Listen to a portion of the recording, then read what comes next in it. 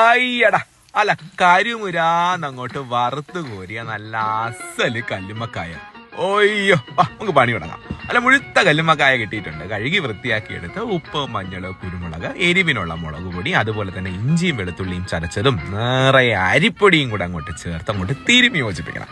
അതെ, അരിപ്പൊടി പുട്ടിന്റെ പൊടിയാണ് കേട്ടോ നല്ലത്. ഇപ്പൊ നല്ല ക്രിസ്പി ആയിട്ട് കിട്ടും.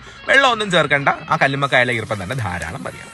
ഇനി അങ്ങോട്ട് ഒരു ചോട് കട്ടിയുള്ള പാത്രത്തില് വെളിച്ചെണ്ണ ഒരുക്കി കറിവേപ്പില വെതറി നമ്മുടെ ആ കല്ലുമ്മക്കായ അങ്ങോട്ട് നിരത്തി വെച്ച് ഓരോ വശവും 2-3 മിനിറ്റ് ഒരു മീഡിയം ചൂടിൽ അങ്ങോട്ട് മുരിച്ചെടുക്കണം.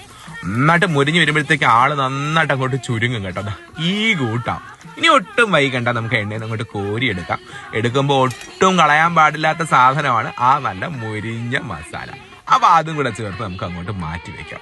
എന്റെ പൊന്നോ, ചോറിന്റെ കൂടെയും ചപ്പാത്തി, പൊറോട്ട എന്തിനു നല്ല ടച്ചിങ്സ് ആയിട്ട് പോലും ആള് ഉഷാറാണ് കേട്ടോ.